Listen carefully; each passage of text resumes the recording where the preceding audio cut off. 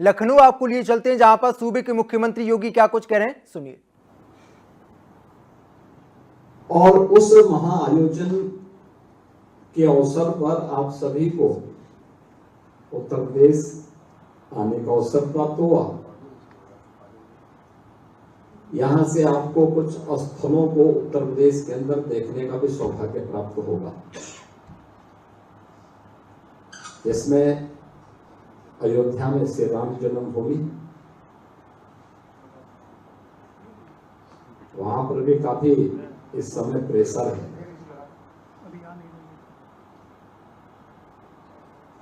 वहां से प्रयागराज और उसके बाद काशी,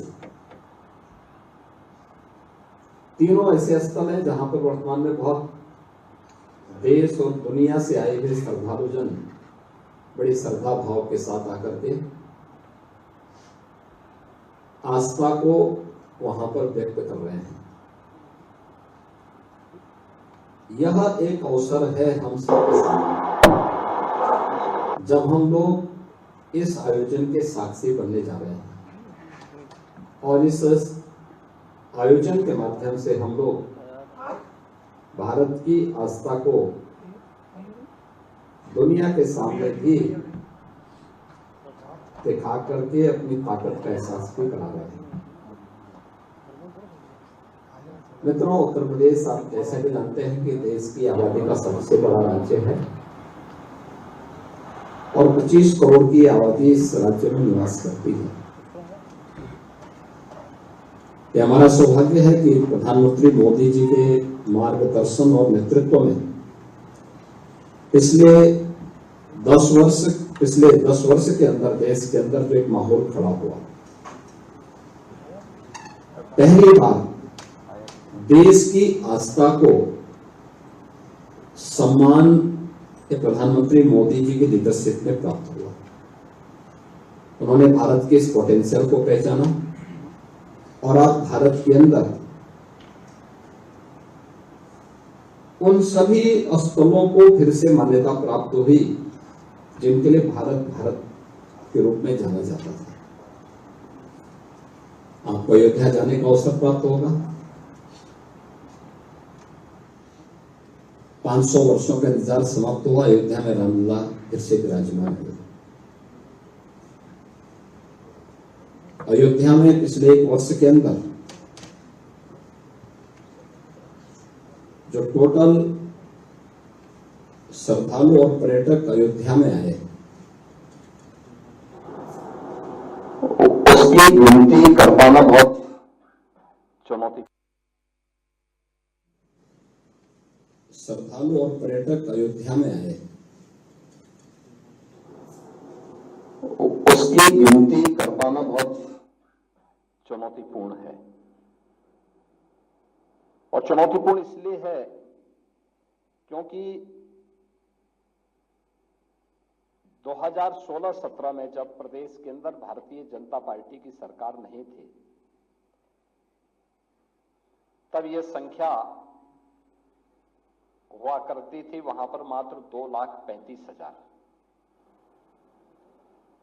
और 2024 में अगर श्रद्धालुओं की संख्या को हम वहां की दृष्टि से देखेंगे तो ये संख्या लगभग 14 से 15 करोड़ से अधिक श्रद्धालु अकेले अयोध्या धाम में आए।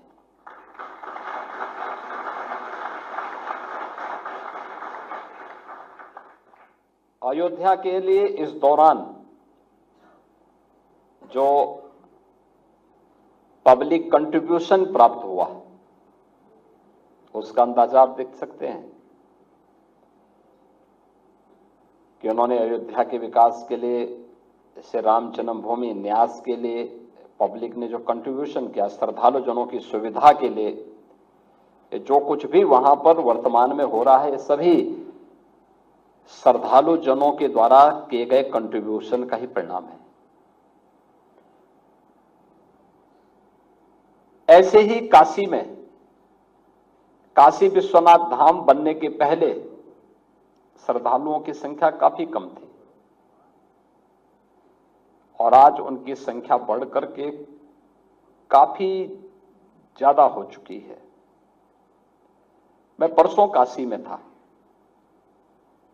और मुझे ये बताने में कोई संकोच नहीं, जब भी मैं काशी वासियों से वहां बात कर रहा था, उन सब ने इस बात को कहा। उन्होंने कहा साहब हमने अपने जीवन में कभी भी इतनी भीड़ काशी में कभी नहीं देखी जो पिछले 1.5 महीने से हम देख रहे हैं।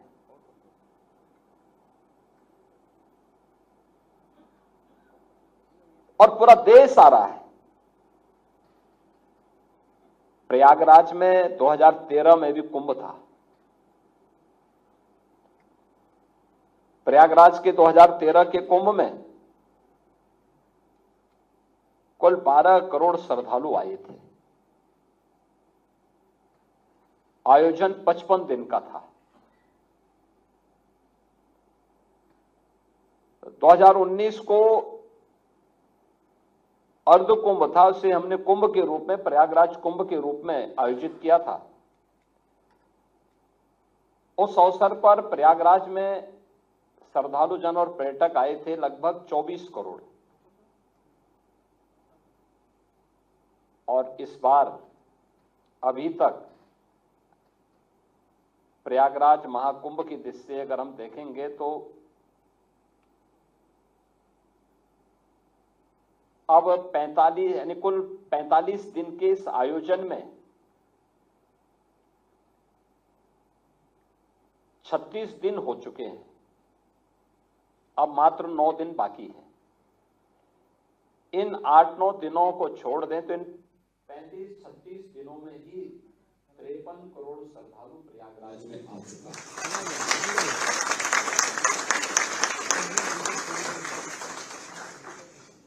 और कितने बड़े स्केल में, यानी इन 35 दिनों के अंदर 700 से अधिक तो यानी रूटीन की फ्लाइट वहां 40 हैं प्रयागराज के लिए, वो चली रही हैं। 700 से अधिक नए वहां पर इस दौरान चार्टर्ड उतरे हैं। प्रतिदिन सैकड़ों मेला स्पेशल के रूप में रेलवे को ट्रेन चलानी पड़ रही है। 14,000 परिवहन निगम की बसेज का बेड़ा उत्तर प्रदेश सरकार के पास है, ये भी चल रही है। 28, 29 और 30 में मात्र इन 3 दिनों में प्रयागराज में 15 करोड़ से अधिक श्रद्धालुओं ने आस्था की डुबकी वहां लगाई। 5 करोड़ से अधिक, लगभग 5.5 करोड़ श्रद्धालु आए थे 28 जनवरी को। 8 करोड़ के आसपास श्रद्धालु आए थे 29 जनवरी को और 2.5 करोड़ श्रद्धालु आए थे 30 जनवरी को।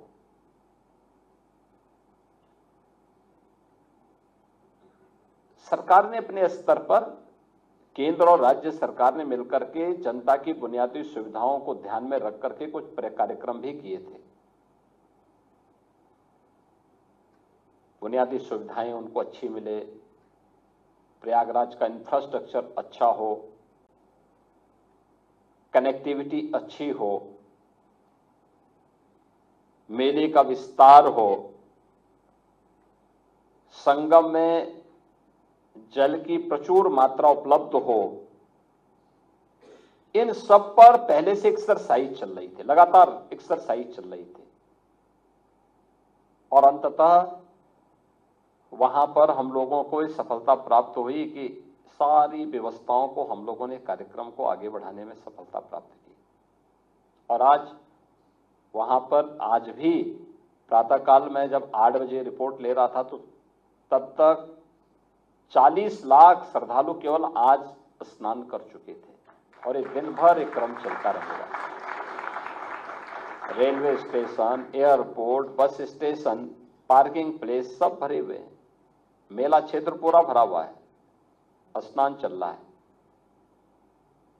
ये क्रम, ये केवल एक आस्था को सम्मान देने का ही अभियान नहीं है। आस्था को सम्मान मिलना चाहिए, ये अच्छी बात है, लेकिन आस्था का इकोनॉमिक एस्पेक्ट क्या है, ये उससे भी महत्वपूर्ण है। एक छोटा सा उदाहरण मैं आपको देता हूं, आप उसका अंदाजा लगा सकते हैं। एक प्रस्ताव प्राप्त हुआ, एक सज्जन ने दिया कि हम लोग प्रयागराज में कुछ निवेश करना चाहते हैं। पूछा गया कैसा निवेश चाहते हैं, उन्होंने कहा नहीं, हम लोग आस्था के अनुरूप होगा। आस्था के अनुरूप कौन सा निवेश हो सकता है? उन्होंने कहा मैं 12 ज्योतिर्लिंग का रेप्लिका बनाना चाहता हूं।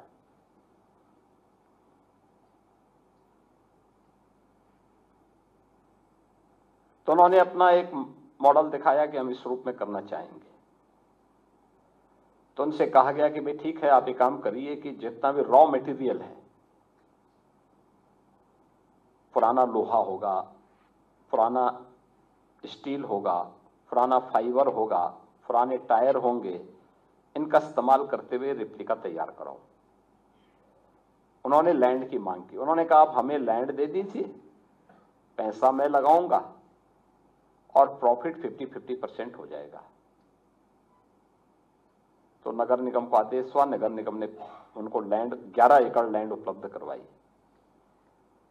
पार्टी ने पैसा लगाया। जनवरी फर्स्ट वीक में मैंने उसका उद्घाटन भी किया। 10 जनवरी से 31 जनवरी के बीच में वह संस्था 14 करोड़ लगाई थी। 14 करोड़ तो अपना कमा चुकी है। 14 करोड़ की प्रॉफिट कमा करके उसने नगर निगम को भी दिया है। आप तो सभी उद्यमी हैं, मैं पूछना चाहूंगा कि कोई निवेश आज के दिन पे ऐसा है क्या जहां पे आप जो मूल पूंजी लगाएंगे वो मूल पूंजी के साथ साथ उतना अतिरिक्त प्रॉफिट कमा करके वह आपको, यानी वो प्रोजेक्ट मात्र 21 दिन में उतना पैसा कमा ले। लेकिन ये स्पिरिचुअल टूरिज्म में संभव है और ये प्रयागराज में एक जगह में हुआ है। ऐसे ही लाखों लोगों को कार्य मिला है, उनकी आमदनी बढ़ी है और यह आमदनी अल्टीमेटली यूपी की आमदनी के साथ बढ़ने जा रही है। मेरा अनुमान है कि यह संख्या 60 करोड़ तक पहुंचती है।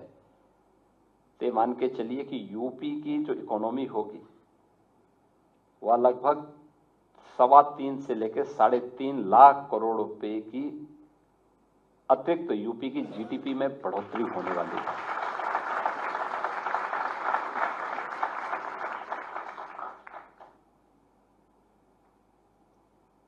हमने आस्था को केवल ये मान लिया कि इस पे कोई ताकत नहीं है,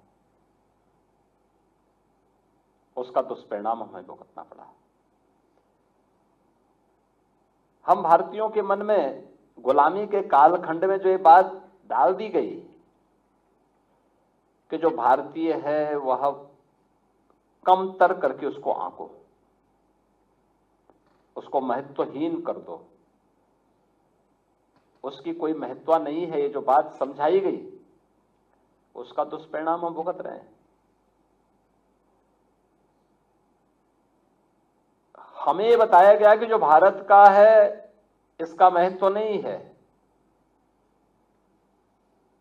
और जो भारत के बाहर का है उसका महत्व है। तो दुष्परिणाम भी हमारे सामने थे।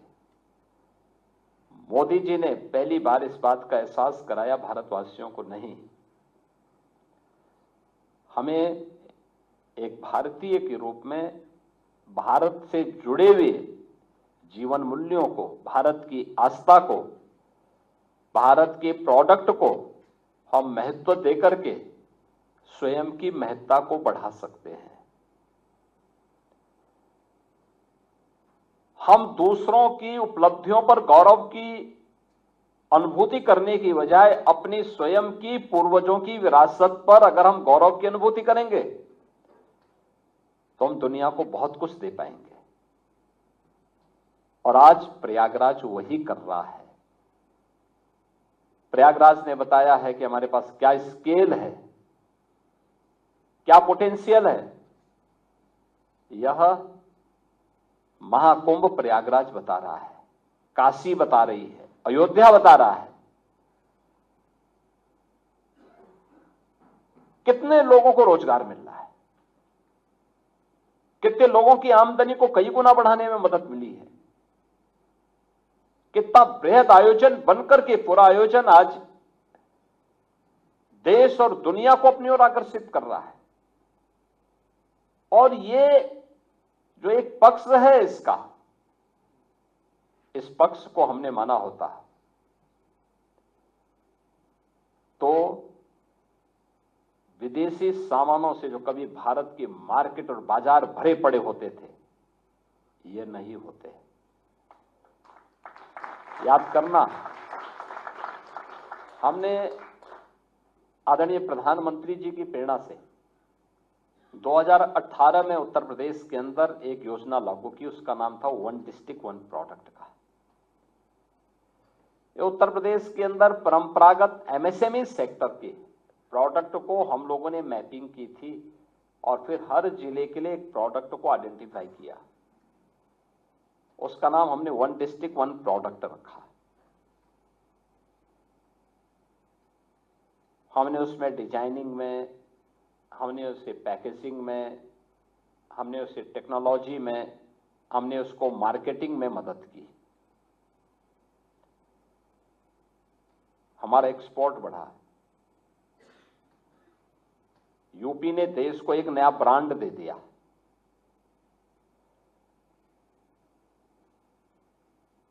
परिणाम क्या है? लाखों लोगों को हमने रोजगार देने में हमें सफलता प्राप्त हुई। दीपावली, होली, विजयादशमी और अन्य पर्वों और त्योहारों में जो पहले गिफ्ट चीन से आए हुए प्रोडक्ट से यहां की मार्केट भरी होती थी, आज वो सब समाप्त। आज वन डिस्ट्रिक्ट वन प्रोडक्ट का ही जो हमारा प्रोडक्ट है वही लोग गिफ्ट में देते हैं और हर व्यक्ति अपने घर में उसको रखने पे गौरव की अनुभूति करता है।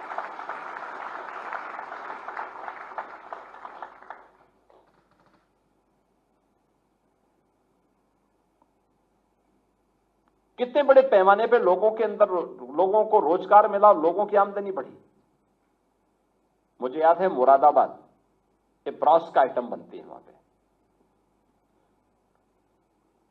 17-18 में, जो 17 में हम लोग आए, यहां पे सरकार आई, मैं गया था, बड़ी निराशा थी लोगों में, हताशा थी।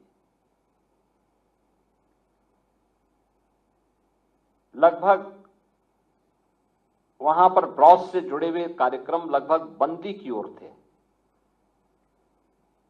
कहीं पॉल्यूशन कंट्रोल बोर्ड की मार पड़ती थी, कहीं पे मार्केट नहीं था, उनके पास डिजाइन भी नहीं थी, उनके पास टेक्नोलॉजी भी नहीं थी, उनके पास मार्केट की भी अभाव होता जा रहा था।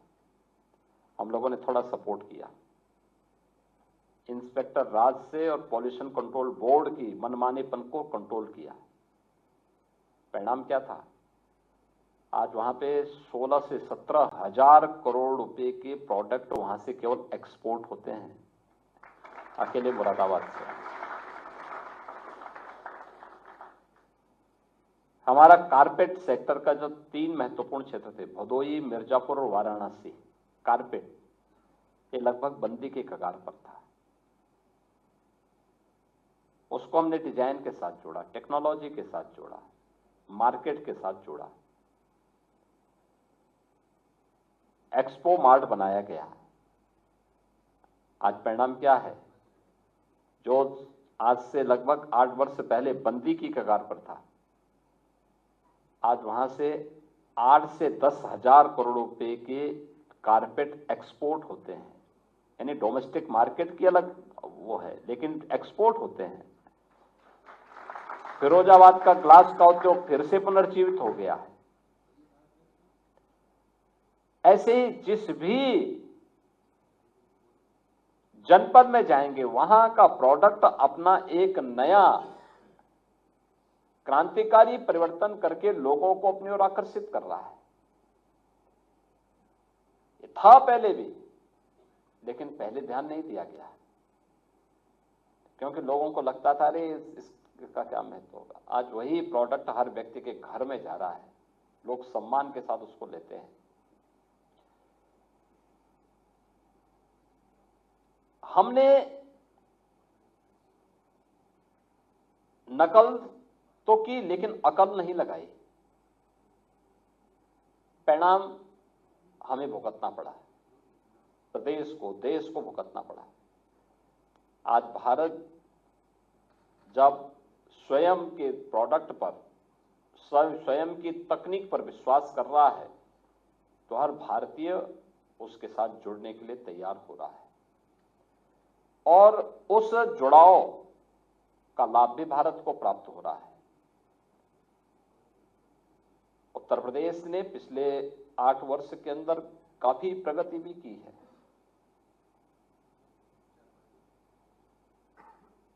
उत्तर प्रदेश के परसेप्शन को, उत्तर प्रदेश में आ रहे निवेश के प्रस्तावों को, उत्तर प्रदेश के अंदर सुरक्षा के साथ साथ कानून व्यवस्था की बेहतरीन स्थिति को इसके साथ जोड़ के आप देख सकते हैं। उत्तर प्रदेश ने इस दौरान अनेक रिफॉर्म भी किए। जो प्रधानमंत्री मोदी जी की जो अपेक्षाएं थी उस पर खरा उतरने के लिए हर वह कदम उत्तर प्रदेश ने उठाए। टेक्नोलॉजी का उपयोग भी किया।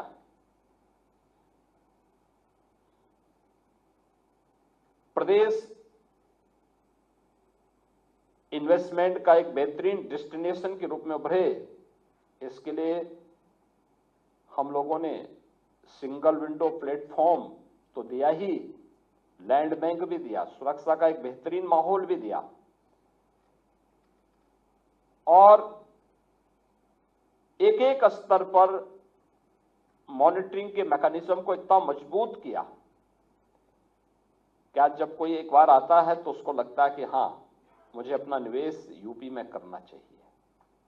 बदले में उत्तर प्रदेश के अंदर नौजवानों को नौकरी भी मिली, रोजगार भी मिला, बड़े पैमाने पे लोग उससे जुड़ रहे हैं।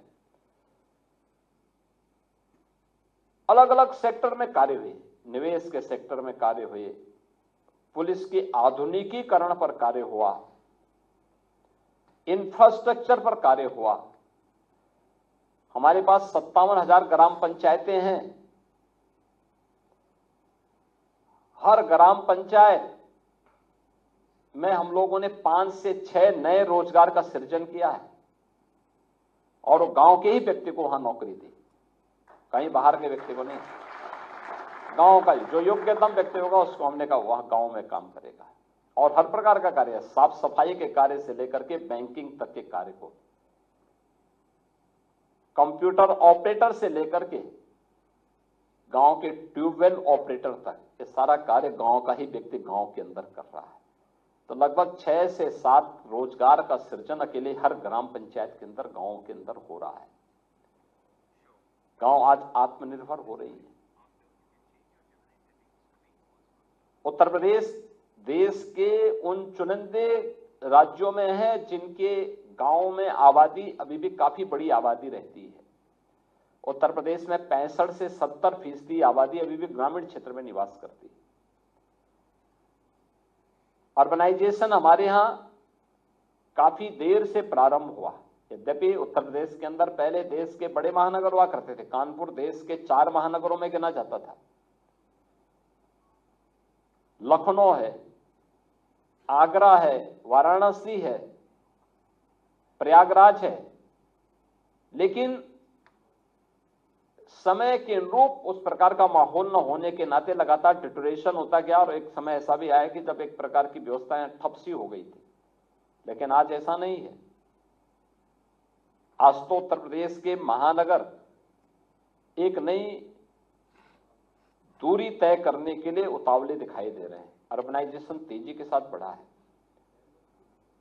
तो स्वाभाविक रूप से वहां सुविधाएं भी उसी तेजी के साथ बढ़ानी पड़ेंगी, उससे दुगनी स्पीड से बढ़ानी पड़ेगी और इसके लिए अनेक कदम उठाए गए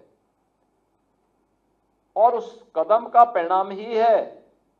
आप मुझे बताइए कि अगर हम लोगों ने प्रयागराज सिटी के अंदर आधुनिक इंफ्रास्ट्रक्चर नहीं दिया होता तो क्या ये 15 करोड़ लोग 3 दिन के अंदर प्रयागराज में आए, क्या उस लोड को, उस प्रेशर को बर्दाश्त कर पाता?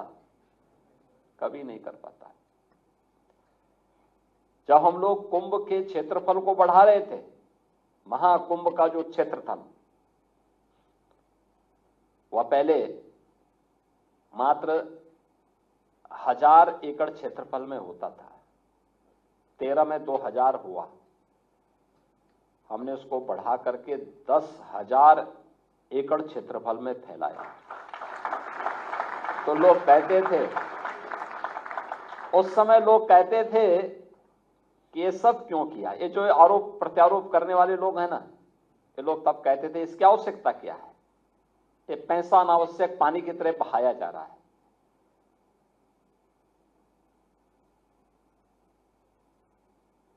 ऐसा क्यों सरकार कर रही है? हमने कुंभ के आयोजन में 7,500 करोड़ खर्च किए हैं, लेकिन ये 7,500 करोड़ वह है जो इंफ्रास्ट्रक्चर पर खर्च हुआ है।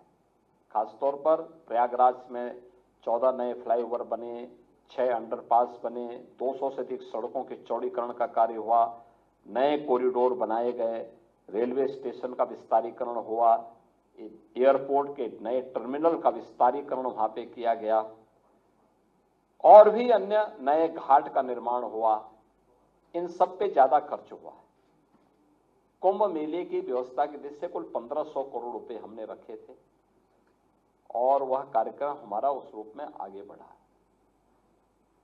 आज वही लोग कहते हैं साहब आपने इतने कम जगह, जब भीड़ इतनी ज्यादा आ रही थी तो इतने कम जगह पे क्यों ये आयोजन किया है? हमने कहा पहले तुम लोग तो 1000 करोड़ में ही संतुष्ट थे, हमने तो तुम्हारे सोच से भी 10 गुना आगे बढ़ा के 10,000 एकड़ में किया है।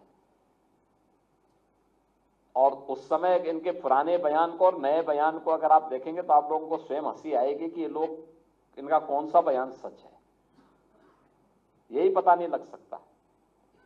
आप मुझे बताइए, आप तो सभी उद्यमी हैं, अगर राज्य की तरफ से या केंद्र और राज्य सरकार की तरफ से मिलकर के 7,500 करोड़ रुपए हम उसमें इंफ्रास्ट्रक्चर को भी जोड़ लें, खर्च करके अगर इकोनॉमी में 3 लाख से 3.5 लाख करोड़ रुपए की अतिरिक्त वृद्धि हो सकती हो तो कौन सा सौदा सही है? आप मुझे बताइए ना। आप तो उद्यमी, आप तो निवेश के अच्छे जानकार हैं, तो मुझे लगता है कि इकोनॉमिक्स हमारी ज्यादा बेहतर होगी इन लोगों की तुलना में जो महाकुंभ का विरोध कर रहे हैं। प्रयागराज के अंदर सरस्वती कूप भी है, आपको मां गंगा यमुना के तो प्रत्यक्ष दर्शन संगम में मिलेंगे, लेकिन अगर मां सरस्वती के दर्शन करने हैं तो संगम में आप अनुभूति करेंगे, लेकिन प्रत्यक्ष इन चक्षुओं से दर्शन करने तो सरस्वती कूप में जाना पड़ेगा, वह भी प्रयागराज में है। बाकी तो बहुत कुछ है, लेकिन भीड़ इतनी ज्यादा है कि आप लोगों का सब जगह जा पाना कठिन होगा। हमने लगभग 12 से 14 नए कॉरिडोर वहां बनाए हैं, लेकिन भीड़ को देखते हुए कभी आपके पास फुर्सत हो तो महाकुंभ के बाद आप बनाएंगे तो इस सब को देखने का, और शिवालिक पार्क भी जरूर देखिएगा, क्योंकि एक पूंजी कैसे 21 दिन के अंदर अपनी मूल पूंजी को वापस करने के साथ साथ उतना प्रॉफिट कमा करके दे सकती है, यह भी आपको शिवालिक पार्क के रूप में प्रयागराज में देखने को मिलेगा। तो आप सभी लोग यहां पर आए, मुझे बहुत अच्छा लगा। मैं अभिनंदन जी का और आप सबका हृदय से स्वागत करता हूं और विश्वास करता हूं कि आपकी यात्रा आपके लिए स्मरणीय बनेगी, और इस पूरे कार्यक्रम के प्रति मैं आप सबको हृदय से अपनी शुभकामनाएं देता हूं। धन्यवाद। जय हिंद।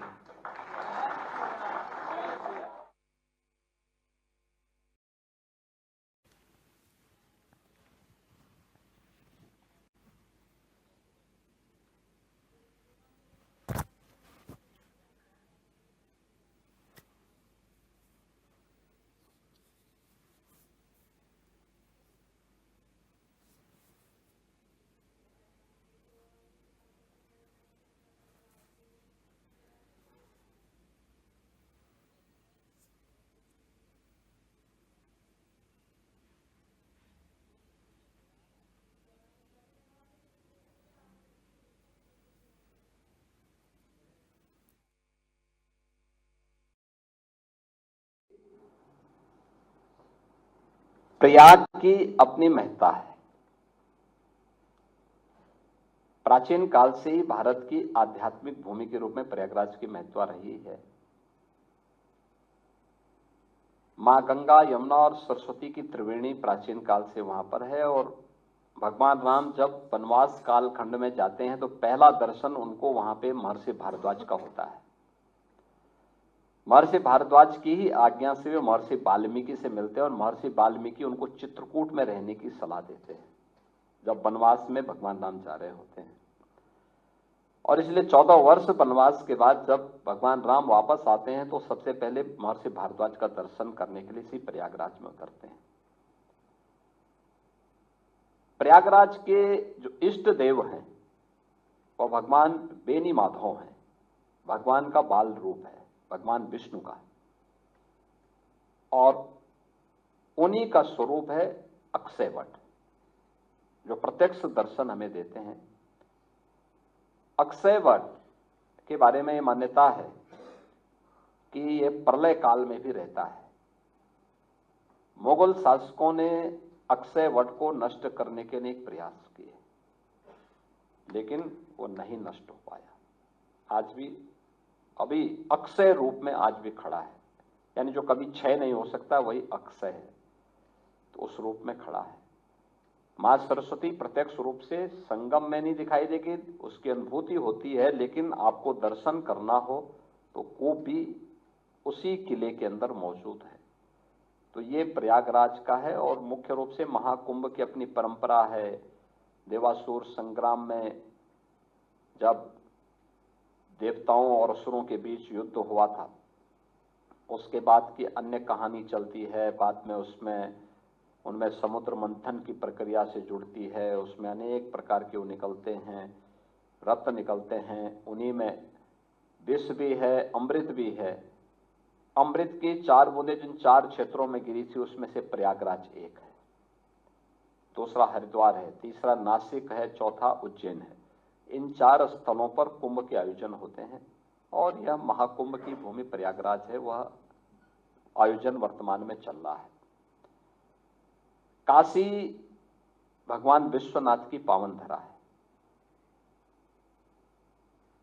बाबा विश्वनाथ ने एक लंबे समय तक वहां पर अपनी तपस्या के माध्यम से उस धरती को पवित्र किया है।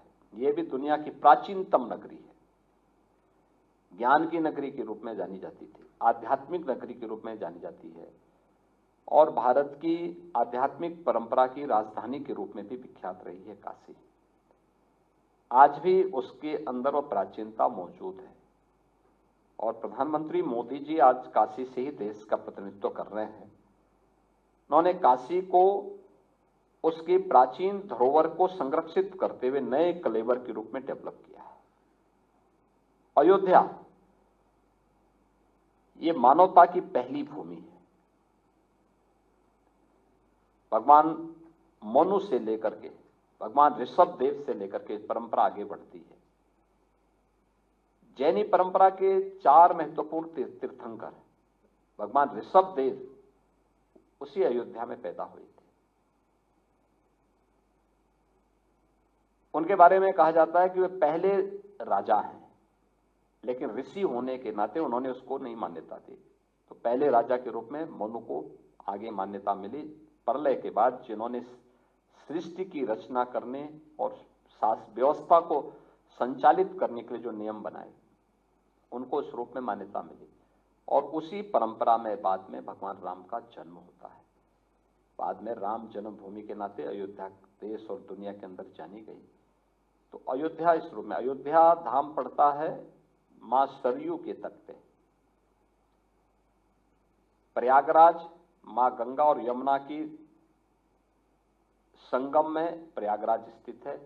वहां से गंगा बनकर के फिर नदी आगे बढ़ती है और फिर काशी आता है। काशी में मां गंगा के तट पे वाराणसी स्थित है। 3 महत्वपूर्ण नगर ये यूपी के अंदर हैं जो आध्यात्मिक रूप से हैं। ये तीनों पूर्वी उत्तर प्रदेश में आ जाते हैं और अगर आप पश्चिम में देखेंगे तो मथुरा वृंदावन हमारा पश्चिम में पड़ता है और भगवान श्री कृष्ण से जुड़ी हुई परंपरा है। और उनकी जन्मभूमि और लीला भूमि, जन्म उनका मथुरा में हुआ था, लीला भूमि जितनी भी लीला उन्होंने रची थी वह वृंदावन में रची थी। तो दोनों का अपना वहां पे महत्व है और भी अनेक स्थल वहां पर हैं जिनको तीर्थ के रूप में हमारी सरकार विकसित कर रही है।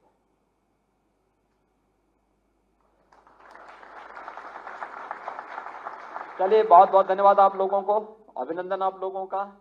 और अभिनंदन जी के साथ आप लोग हैं ही, तो स्वाभाविक रूप से और भी हमारी शुभकामनाएं हैं आप सबकी यात्रा के प्रति।